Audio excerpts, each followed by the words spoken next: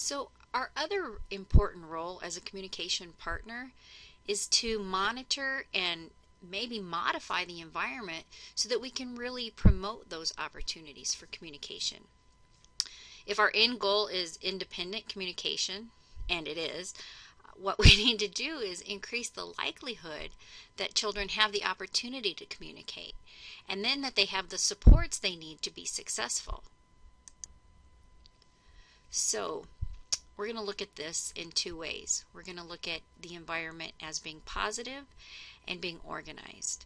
And again, these are things you've already, when you look at the environment, I'm sure this isn't new information, but what we're hoping is that we're looking at the environment more specifically as it impacts communication. Because in order to give kids a chance to use and learn language, which is one of the most difficult things we can ask them to do, we have to keep the environment positive and use it in ways to help keep the child organized. So let's talk about some ways to do that. When we talk about organization, we're not just talking about the physical space being organized, which is nice, and that is a strategy. If we always know where things are and are supposed to be, and that the physical environment helps set the stage, where there are clear cues of what is supposed to happen where, it's very organizing.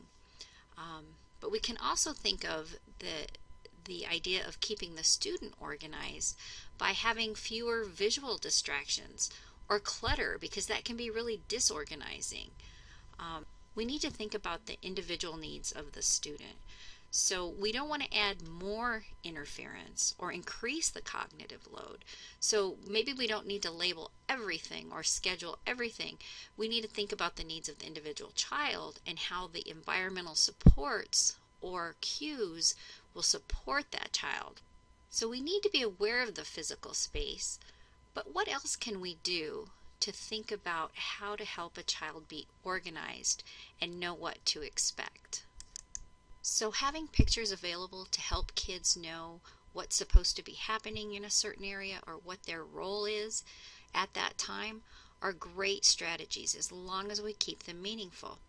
I've been in so many situations where there's wonderful visual supports in the classroom, beautiful, colorful drawings or pictures, but they don't have meaning for the student. And so it doesn't matter how many they are there or if they're in the exact right place at the exact right time.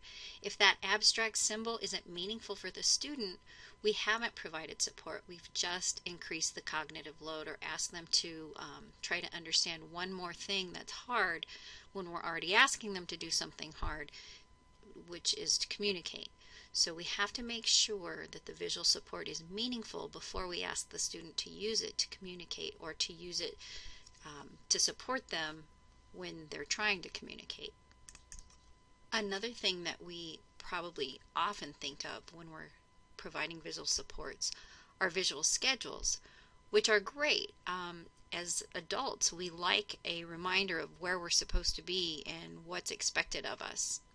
Especially when we think about independence, visual schedules are really great in helping a child be organized so that they can independently get through their day. But when we know that the environmental supports are meaningful, we can also think about using them for all functions of language. We don't have to stop at requests. The Picture Exchange Communication System, PECS, it's a great way for kids to learn how to request and to make sure that pictures are meaningful. But we don't have to stop there. If we really think about those power words, we can think about using visual supports in ways that we can help kids use people's names and action words and emotions to give them more opportunities to be part of the conversation.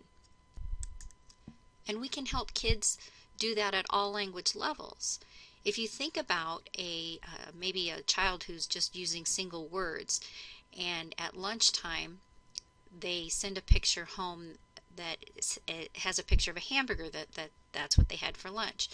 But maybe a conversational student has a prompt to remind them who they ate lunch with and whether they enjoyed that experience. And then when they get home, both of those students could have an interaction with their parent to talk about what happened at lunch that day.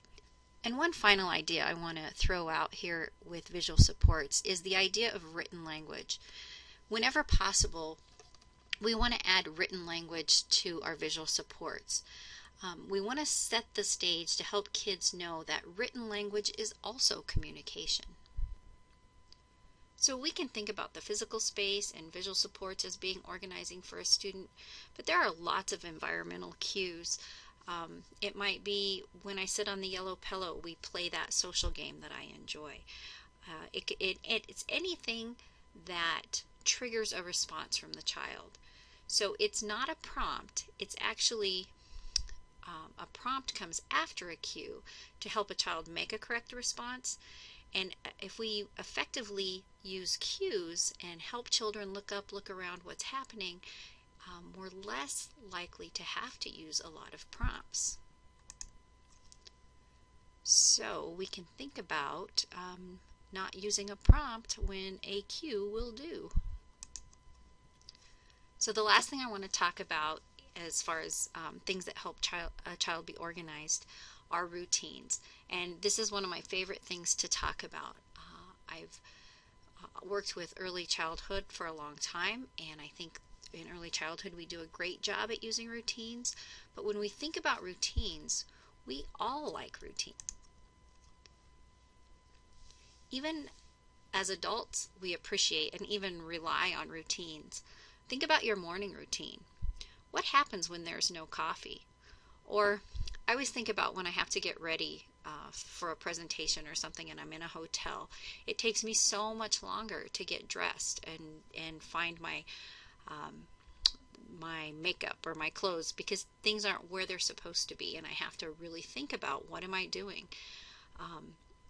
So when we don't have the predictability of our routine, our stress can go through the roof because routines really do provide that predictability. There's always the consistent beginning, middle, and end. We always know what to expect. We can anticipate our turn, and so the likelihood of us staying engaged is increased because I know what's going to happen. And engagement is easier because it's more motivating because I can expect what I know what's going to be expected of me. When I know what's going to be expected of me, I'm more likely to initiate. And I'm more likely to initiate independently. And I'm also more likely to stay engaged independently because I know what's going to happen.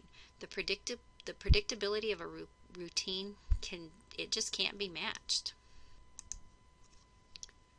And we can find routines all throughout the day. Washing your hands can be a routine, and you can build language and engagement just in the fun routine of turning on the water and making bubbles and rinsing those bubbles away. Setting the table, brushing your teeth, and you can just think of so many daily routines that can be fun engagement. And then social routines, like every day when I pick my kids up from school, we talk about what we did at recess. Or at snack time, when I get to sit by Billy, we always tell each other what our favorite is going to be about the snack that day. Again, when you create routines with a consistent beginning, middle, and end, the opportunities for routines are unlimited. And very early on, when we think about early development, social sensory routines are some of the most fun we have with infants. Peekaboo and I'm going to get you. Those are really the wonderful opportunities where kids learn to love engagement, because routines really take a lot of that extra stress away and help kids anticipate and expect their turn. Makes things fun. So all of the things we've talked about so far really do make things fun and lend towards a positive environment. But if we really want kids to look up and look around and notice what other people are doing and be engaged with us and with other people, we have to think about how we can continue to modify the environment to keep it positive, to help them want to get out there and to be engaged with us. Again, our role as a communication partner is to balance that emotional, social, sensory, cognitive stress, and we have to do that in the environment as well. We have to think about what's happening for the student's senses. Are the lights too bright? Are there too many kids in the room? Is it too noisy? We also have to think about their emotional well-being and how they're feeling, and do they have an opportunity to express what they're feeling. We have to think of the social and cognitive demands in that physical environment, just like we did before as thinking about our role as a communication partner. So how can we think about that? How can we support the child's social, emotional, cognitive, sensory stress without using a lot of words? How can we make sure the child knows what's expected of them?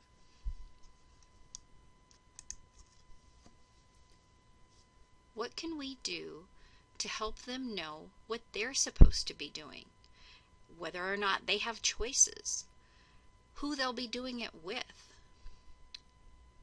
and most importantly, how will they know when they're done? That might be using visual cues, and it might be using words, but again, we don't want to use a lot of words, but we really want to make sure a child knows what is expected. We need clear expectations. What am I doing? How much do I have to do? How will I know when I'm done? Another way we can think about our role as a responsive communication partner, using visual supports and capitalizing on predictable routines, is really looking for all those opportunities for a child. Rather than thinking, oh, I wish they could do that, or I wish they would stop doing this, if we could reframe it and think, what could they say in this interaction? What might they be able to do in this situation? Back to say it as they could if they would, and always make it meaningful, make those opportunities meaningful for every part of their day, we're going to have less behavior and more of a positive environment. In the next module, we'll talk about all functions of communication and hopefully think about all the ways a child can communicate. But when we think about a positive environment, we want to think about those powerful functions of communication. We want to make sure kids have an opportunity to request, to protest, and to ask to be finished. Even if we can't always honor those requests, we have to let them know that they've been heard and that they have the power to let us know how they feel about engagement. And that goes right along with helping kids communicate those emotion words, modeling and providing visual supports so that they feel that they have control in the situation, that they know they have a way to stay calm. And again, that's going to look differently for every student.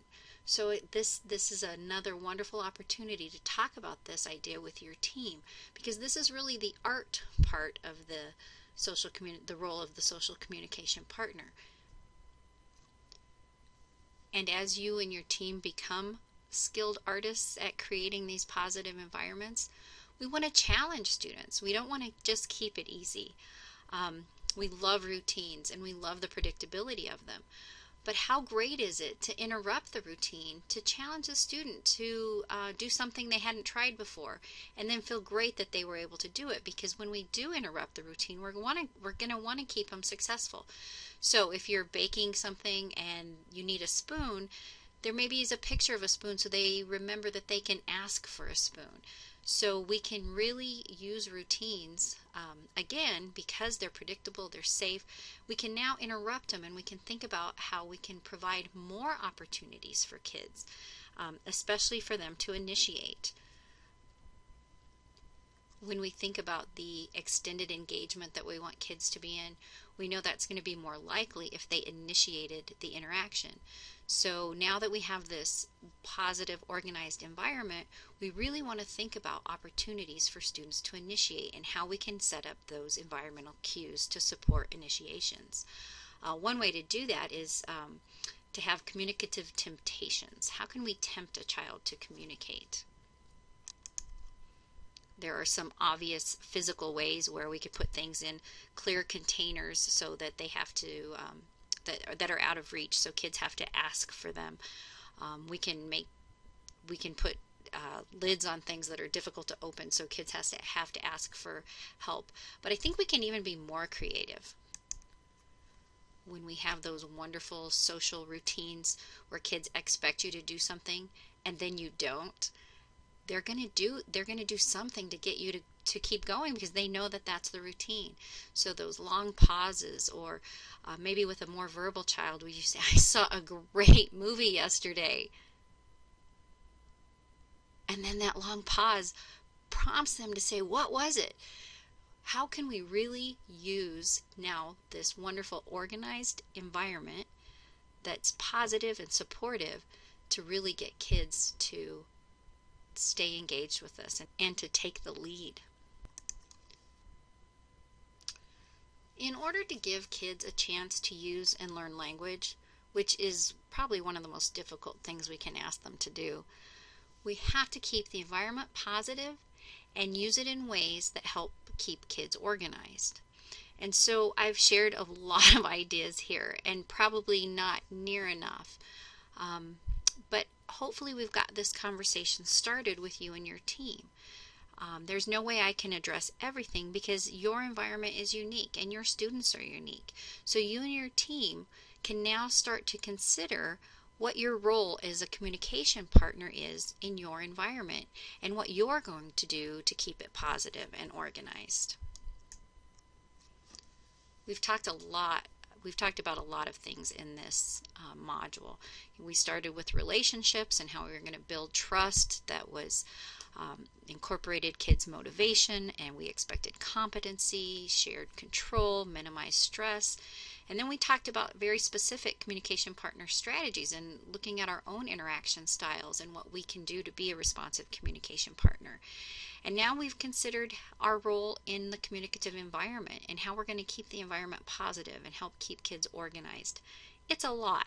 So I've put most of the ideas on a checklist, and you can use that checklist for a self-assessment. And there'll be more directions about this activity, but the purpose of it is really just that self-reflection, and to start really thinking about yourself as a communication partner, and what things do you do really well, and what would you like to do more of. It might be do more of the things you do really well, and maybe you'll identify things that you hadn't thought of before and want to use them more.